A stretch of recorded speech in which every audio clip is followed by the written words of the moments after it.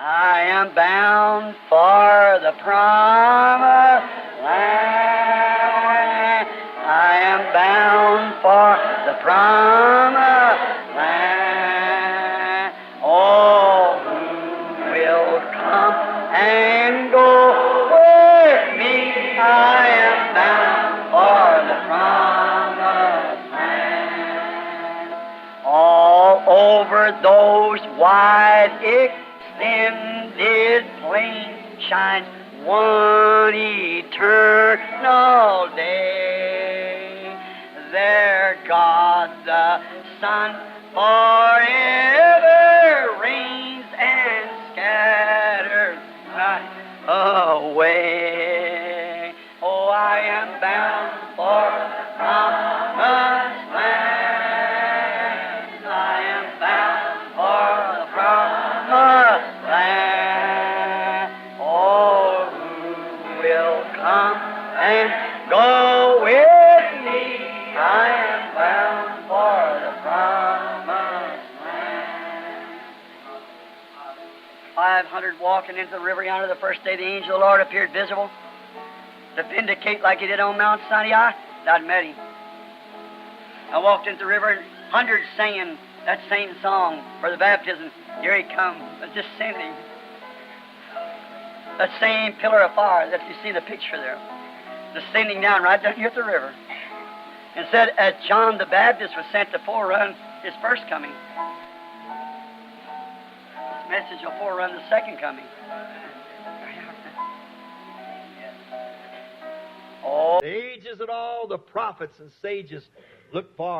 As eras de todos os profetas e sábios esperam por... Deveríamos estar, a cada hora, prevenidos à espera de sua vinda. Encontramo-nos neste Natal, todavia, quase do mesmo modo que eles estavam no primeiro Natal. O mundo está a ponto de cair em pedaços. Como preguei uma vez em algum lugar, uma mensagem de Natal, o mundo está caindo aos pedaços. E o mundo novamente está a ponto de cair aos pedaços. Olhem os terremotos aqui na Califórnia. Eu predigo que antes da vinda do Senhor Jesus, Deus afundará esse lugar. Eu creio que Hollywood, Los Angeles e aqueles lugares sujos lá que o Deus Todo-Poderoso os afundará. Eles irão para baixo, do fundo do mar. E é tanto pecado, vejam vocês, é o limite. A civilização viajou com o sol e ela começou no leste, indo para o oeste. E agora, ela está na costa oeste.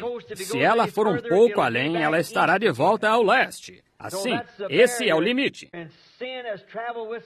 E o pecado viajou com a civilização e tornou-se a força de todas as eras. Coisas que eles fazem que seres humanos em qualquer outra era não teriam pensado em tal coisa.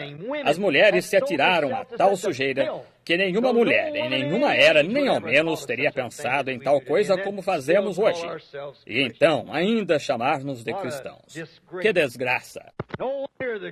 Não admira que o grande profeta se levantou e ele disse, eu não sou profeta, nem filho de profeta, mas...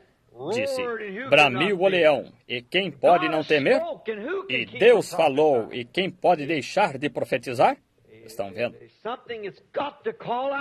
Há algo que tem de chamar para fora. Estamos em uma hora crítica, o mundo está. Mas a igreja, a verdadeira igreja, não a denominação, mas a própria igreja está pronta para o maior triunfo que já alcançou. A vinda do noivo para buscar a noiva.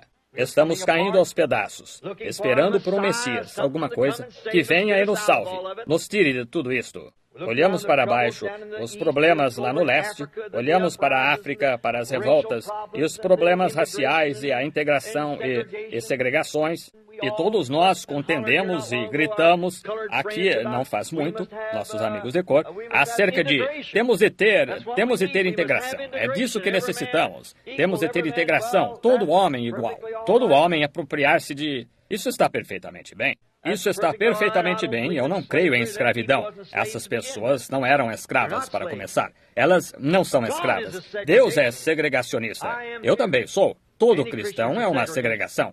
Deus segrega seu povo de todo o restante deles. Eles sempre têm sido uma segregação. Ele escolheu uma nação. Ele escolhe um povo. Ele é um segregacionista. Ele fez todas as nações, mas ainda assim, um cristão verdadeiramente genuíno tem de ser um segregacionista, separando-nos das coisas do mundo e tudo mais, e chegando a um propósito, Jesus Cristo. Mas eles reivindicam isso. Tenho tentado dizer-lhes, não é isso que vai salvar nossa nação. Isso é somente uma trama política. Isto é uma coisa de base comunista. Eu penso que Martin Luther King vai conduzir seu povo à maior matança e massacre que já tiveram. E eles, vejam vocês, isso não vai unificar o mundo, isso não vai salvar-nos. Nós lhes demos integração. Agora, isso está pior do que alguma vez esteve. Vejam, essa não é a questão. Há somente uma coisa que pode, que é Deus. E eles certamente não o querem. Eles não o queriam então. Eles estavam caindo aos pedaços e suas políticas estavam caindo aos pedaços. Suas nações estavam se rompendo. Sua igreja estava se rompendo. E eles clamando por um Messias. Eles o queriam. Oh, envia-nos o Messias. Mas quando ele veio, Deus dá resposta à sua oração. Vocês pediram e receberão. E isso eu poderia parar aqui por horas sobre homens e mulheres, até mesmo cristãos, orando por algo. E Deus dá a resposta, e eles nem ao menos a reconhecem. E agora, Deus lhes deu a resposta. Eles estavam querendo o Messias, eles sabiam que tinham tido Césares, e tinham tido Davis, tinham tido Salomões, os homens sábios, tinham tido Davis, os poderosos guerreiros. Eles tinham tido todos os tipos, mas sabiam que tinham de ter a ajuda do céu, e Deus lhes tinha prometido um Messias. E ele lhes enviou aquele Messias em resposta à sua oração, mas não o quiseram. Eu me pergunto hoje se nossas orações, você os ouve dizer, orem por um grande revivamento, orem por isto, orem por uma manifestação, orem por unidade. Eu me pergunto se Deus enviasse tal programa, se nós o aceitaríamos. Eu somente me pergunto se nós aceitaríamos o que Ele nos envia. Vejam vocês, a razão por que oramos por tais coisas, porque sabemos que é necessário. Mas quando Deus nos envia isso da maneira como Ele o quer, então não está de acordo com o nosso gosto e, portanto, nós não o recebemos. E assim foi naquele dia. Se ele não estivesse do gosto da fé deles e de sua... Eles não o receberiam também hoje.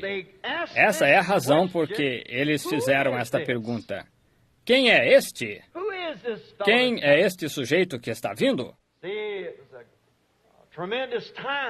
Vejam, este foi um tempo tremendo. Todos estavam uma tensão. Algo estava para acontecer. E olhem para o mundo hoje. Em que tensão o mundo inteiro vive. Você vai pela rua, não é nem mesmo seguro dirigir. Não é seguro estar em uma rodovia de 4 faixas. Todos estão sob tensão, falando impacientemente e... Qual é o problema? Aquiete-se. Para onde você está indo? Isso é o que está fazendo as instituições de doentes mentais lotarem. Isso é o que tem colocado a igreja em uma tremenda inquietação. Eles são tão teimosos a fazer certas coisas. Eles não param e consideram a palavra de Deus e a hora em que estamos vivendo. Todos sob uma pressão, tensão. E agora sabemos, estamos conscientes, a Terra acabou de passar por grandes dores de parto, e a igreja está passando por dores de parto. Ela tinha de passar por dores de parto antes que pudesse dar cada um dos profetas. Quando eles vieram ao mundo, foi uma dor de parto para a igreja. O mundo passou pela Primeira Guerra Mundial, Segunda Guerra Mundial, e agora está pronto para uma Terceira Guerra Mundial. E está com dores de parto novamente. Mas há somente uma coisa que pode trazer paz, que é Cristo. Todos os nossos esquemas e nossas ideias e nossos desenvolvimentos eclesiásticos e toda a nossa política e toda a nossa ciência e tudo mais provou-se que é bobagem. E então nós oramos a Deus para ajudar-nos, para intervir. Vem e faze algo por nós. E então, quando Ele o faz, gostaria de saber se seríamos capazes de compreender isso, se seríamos capazes de receber isso, ou se até mesmo levaríamos isso em consideração. Agora, isso é o que foi feito lá naqueles dias. Eles tinham orado, eles tinham todos os tipos de grandes líderes, tinham estado sob governos, tinham estado sob monarquia, tinham estado sob tudo, juízes, mas sabiam que havia somente uma coisa que podia salvá-los. Era o Messias vindouro. E o Messias significa o ungido. Um ser humano que foi ungido. Então, o ser humano ungido com a palavra. A palavra se fez carne entre nós. E quando ele veio, ele não era exatamente do gosto que eles o queriam. Não o gosto que eles tinham, no qual ele deveria vir. Assim, eles gritaram, quem é este sujeito? Para que tanto alvoroço? Um bando de camponeses lá na porta, arrancando folhas de palmeira, e ele disse, ora, faz com que se cale. Eles nos deixam nervosos, a maneira como berram e gritam e se comportam. Ele disse, se eles se calarem, estas pedras imediatamente clamarão. Oh, o tempo estava se revelando. A profecia estava se cumprindo. Não admira, o leão brama, disse, quem não temerá? E Deus falou, quem pode deixar de profetizar? Não, se ele não fosse exatamente do nosso próprio gosto, se ele não fosse exatamente da maneira como nós o queríamos, da maneira como nós pensamos que ele deveria vir, nós não o receberíamos. Então foram seus credos que os deixaram tão fora da palavra escrita. Eles estavam tão longe que falharam em reconhecer aquele por quem eles haviam orado para que viesse. Suas igrejas os tinham levado para tão longe que a própria coisa pela qual eles tinham orado estava bem junto a eles. E não era do gosto deles, e assim eles não podiam crer naquilo. Eles tinham de se afastar daquilo. Eles o rejeitaram. Há somente uma coisa que você pode fazer quando encontra Cristo. É ou aceitá-lo ou rejeitá-lo. Você nunca pode afastar-se de maneira neutra. Não pode fazer isso. Não cabe a você fazer isso. É simplesmente dessa maneira.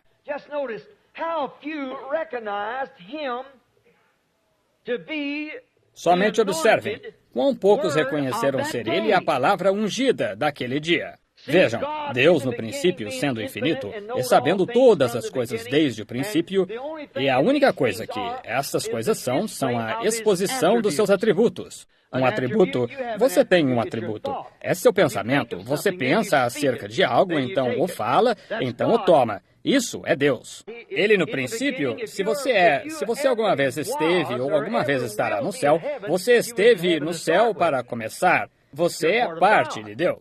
Você foi seu pensamento, ele sabia seu nome, ele sabia quem você era antes mesmo que houvesse uma molécula, antes que houvesse uma luz, antes que houvesse qualquer coisa, ele o conhecia e seu nome. E colocou-o no livro da vida do Cordeiro, antes que o mundo tivesse sido formado. Veja, você era seu pensamento, e então você se tornou uma palavra, e uma palavra é um pensamento expressado, então você foi manifestado. Essa é a maneira como ele foi. Ele estava no princípio sozinho. Deus habitava sozinho com seus pensamentos. Ele nunca fará isso novamente porque seus pensamentos estão sendo manifestados.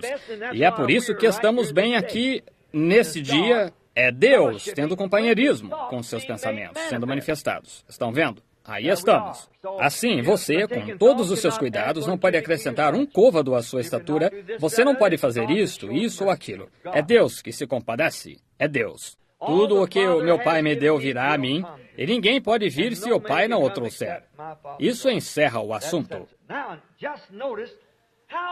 Agora, somente observem quão poucos deles em seu dia, dos milhões sobre a terra que alguma vez souberam que ele estava aqui. Somente pensem, houve dezenas, milhões de pessoas que nunca souberam nada acerca disto. E pensar em Israel naquele tempo, havia 2,5 milhões de pessoas na Palestina, de israelitas, e nem 1% delas chegou a saber disto. Não admira que ele tenha dito, estreita é a porta e apertado o caminho. Somente poucos haverá que a encontrem.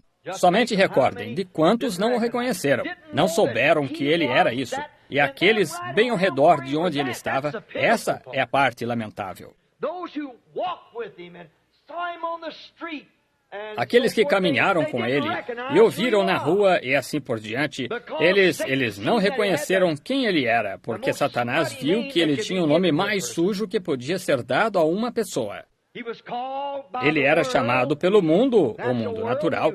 Ele era chamado ilegítimo, porque diziam que a mãe estava para ser mãe dele por José antes que ela estivesse casada com ele. Assim, eles lhe deram um nome ilegítimo. E novamente, a igreja o viu em seu grande poder manifestando-se. Manifestando o quê? Não manifestando um credo. Ele estava manifestando a palavra. Ele era a palavra ungida, ele próprio. E quando eles viram isso acontecendo, a manifestação, o Messias ungido, eles o rejeitaram. Eles não o quiseram. Não estava do gosto dele. Essa é a parte lamentável. Quantos somente pensem nisto? Do mesmo modo como em outros dias. Vejam, cada um tinha sua própria interpretação da palavra. Isso é a razão por que Israel não reconheceu Moisés. Essa é a razão por que o mundo não reconheceu Noé. Essa é a razão por que todos os profetas não foram reconhecidos. Eles tinham sua própria interpretação da palavra, mas Deus, em cada era, tinha tido seu Messias. Estão vendo? Rejeitar a mensagem de Noé era rejeitar a Deus. Rejeitar Noé era perecer. Rejeitar Moisés era perecer. Eles eram os Messias ungidos para aquela era. A palavra que foi prometida para aquela era. E quando Jesus veio, ele foi a plenitude da palavra. O próprio Deus se fez na estrutura de um homem com ossos e carne, o ungido. E eles deveriam ter visto isso. Mas, vejam vocês, o mundo da igreja deles tinha acrescentado aqui e tirado ali, e assim por diante, a ponto de ficar tão atrapalhado que eles confiaram em sua igreja no lugar da palavra.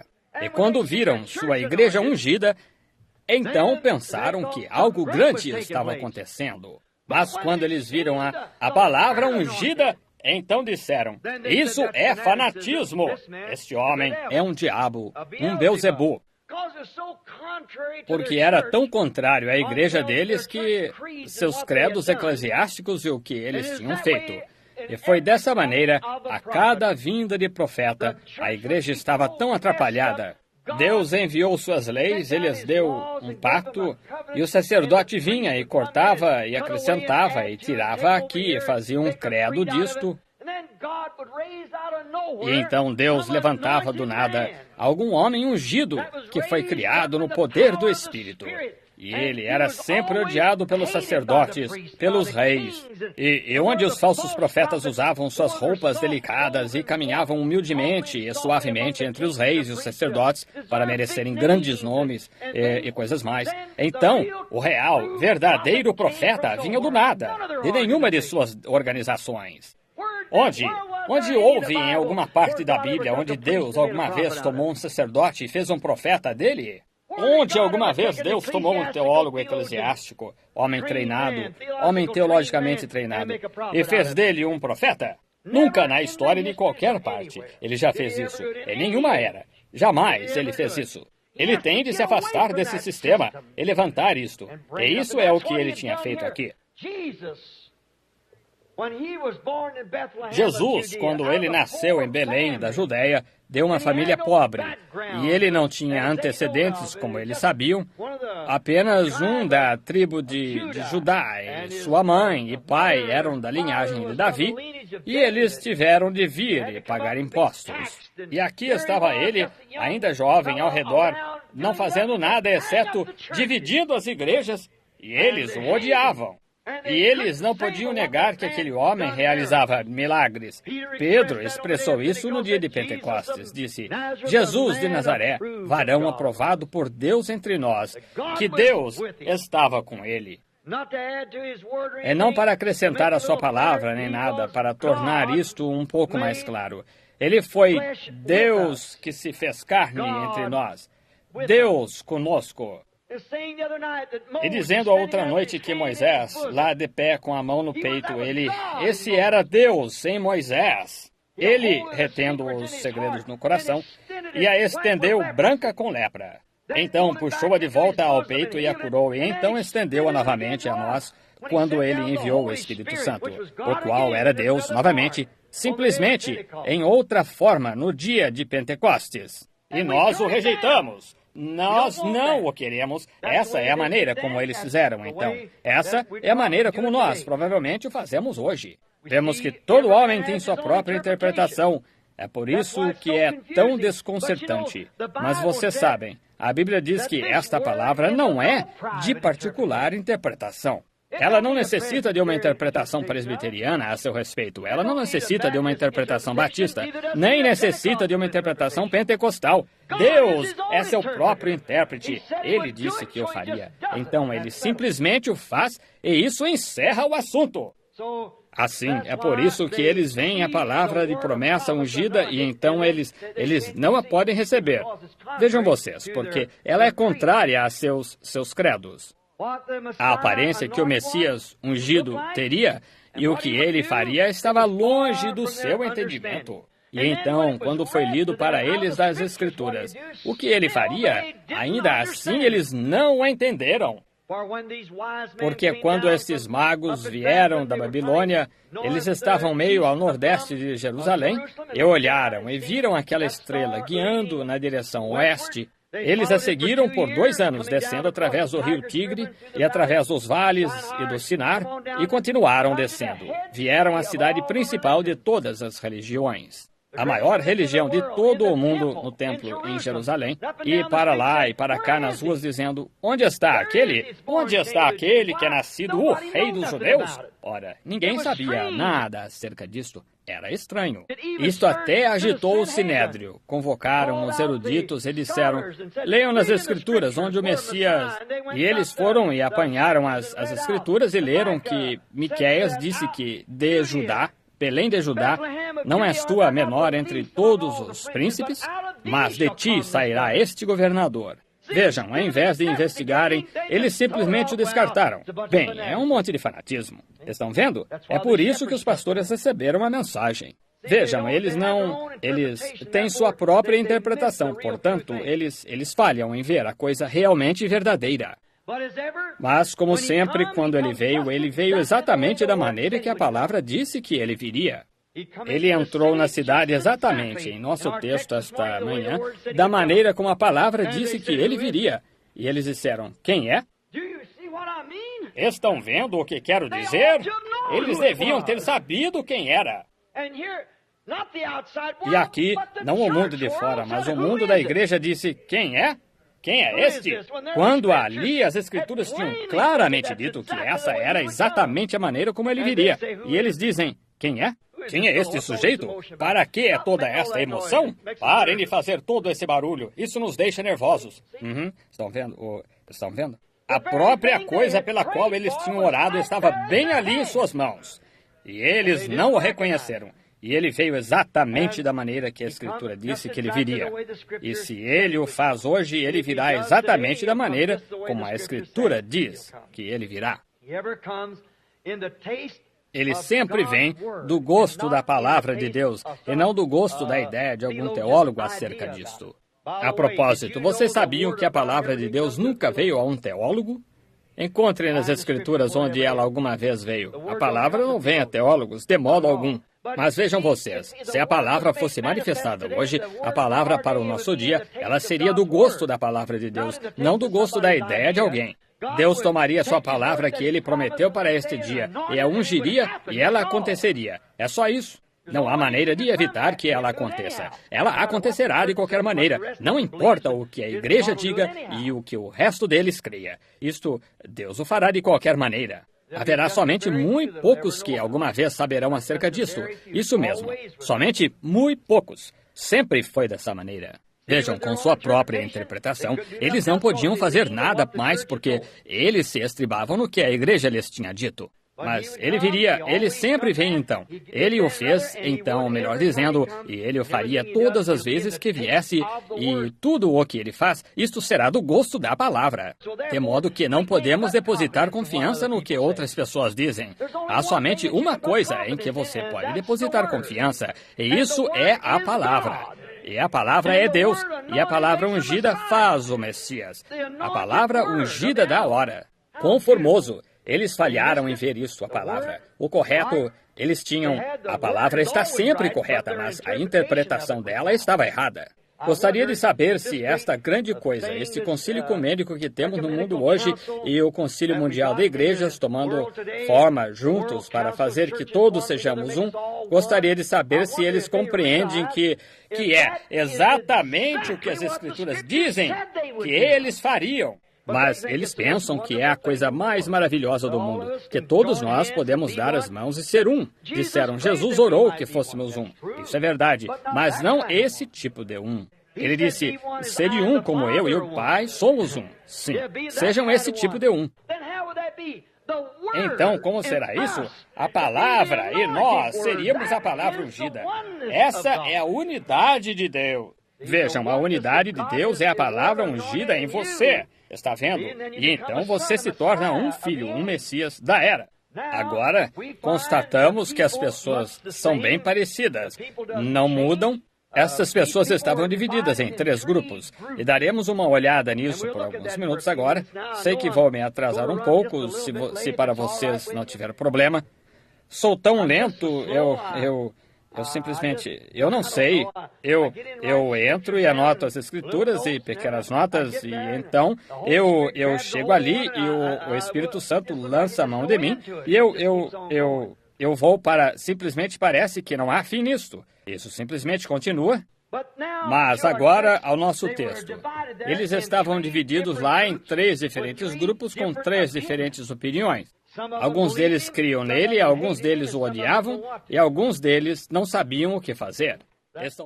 Yes, we'll gather at the river, a beautiful river. I'll gather with the saints at the river that flows by the throne of God. Yes, we'll, all of us, at the river, a beautiful river. We'll gather with the saints at the river, by the throne of God. Room, yes, there is room.